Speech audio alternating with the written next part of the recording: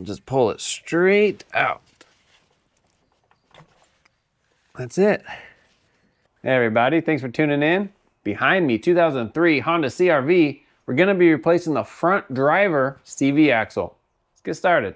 First thing you wanna do is jack the vehicle up, put it on jack stands, we'll pull our tire off. The scariest part is seeing if the CV axle will come out of the hub. Let me zoom you in. You'll notice on our CV axle nut, it's hit into a little notch. So we'll take a little chisel, sometimes a screwdriver is enough, and we'll knock that up. Just to unstamp it. Let me get something smaller. I'm gonna try something a little flatter just to get it under there to begin with. There we go. This is just unlocking it.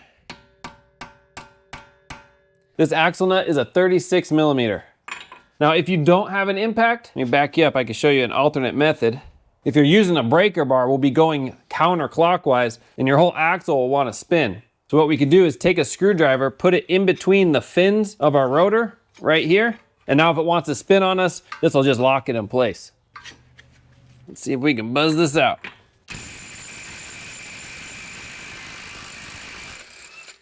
Got it. Okay, moment of truth. Will this slide through? Oh, nice. Nice and easy. All right.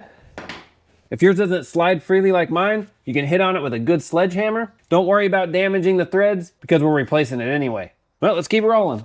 We have a 12 millimeter holding our brake hose on. Just bust that loose.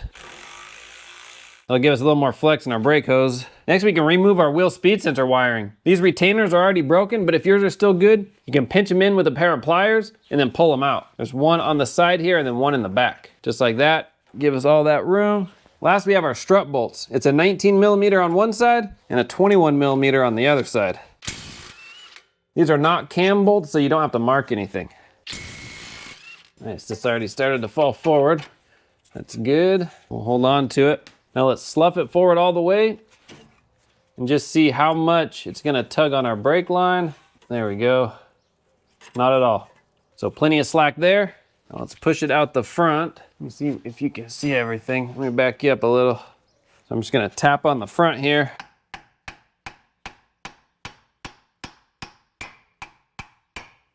There we go. It's starting to come out. There, perfect. All right, that's it out here. Let's go underneath and separate it from the transmission. From underneath, we're gonna put a little pry bar in between the axle and the transmission, and we're gonna pop it out. Have a catch pan underneath just in case. There we go. Now that it's popped out like that, let's go back out and we'll pull it out the rest of the way. We'll just pull it straight out. That's it. With our new CV axle, we want to line it up with the old axle, just make sure they're the same size. Then we'll take a little bit of transmission fluid and put it on our splines here, just so it slides in nice and easy. I just have a little bit of transmission fluid in the cap. I'm just dipping my finger in. And then also where that seal goes, I'm gonna put a little right there too. So it just slips right in. Okay, we'll angle this in, nice and gentle. Be careful of the seal. We just want it right in the middle. Get those splines to line up. There we go, we're engaged. And we just have that little circlip we want to overcome. So I'm going to take my hammer and just knock on the front just a little until it bottoms out on the other side. Shouldn't take a lot, just a little tap. Get that out of my way. There we go, it's in all the way. Now on this end, if your old one did not have a metal dust shield, but your new one did come with a metal dust shield, you can go ahead and knock off that dust shield. They come off pretty easily. If your old one does not have one and you try to put one in with the new one, it may not fit in our wheel bearing slot. On this end of our CV axle, we're gonna put a little bit of anti-seize on our splines. We're not gonna get it on our threads, just on the splines. Let me grab some real quick. Doesn't take a lot, just a little.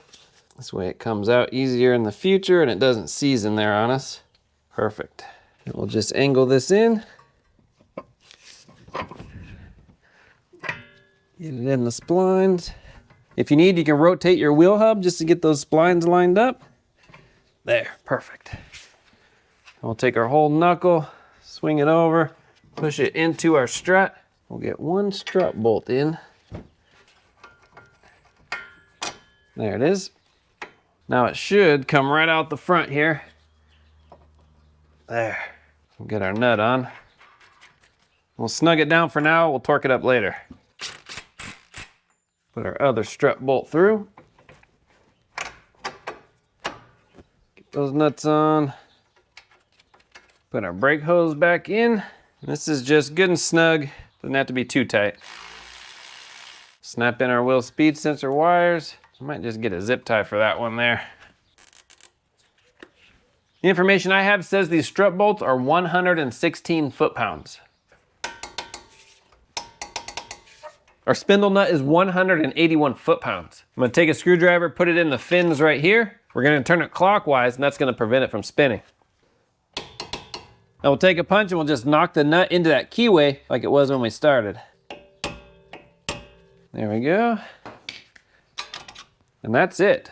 We'll put the tire back on, take it for a test drive, and that's it. Some people might ask, because we remove the strut bolts, does it need an alignment? My answer is no, it does not. Because this strut is the same strut, these bolts just fall right back into place how they came out. So nothing's changed. If you replace the strut, then absolutely, get an alignment. With that said, if it's been a while since you had an alignment, getting it double checked is never a bad idea. All right, there you go. That's how you replace the driver's side CV axle on one of these Honda CR-Vs. All in all, not too bad. I'll have links in the description for all the parts and tools used. If you have any questions, comment, post down below. Hope your repair goes well. We'll see you on the next one.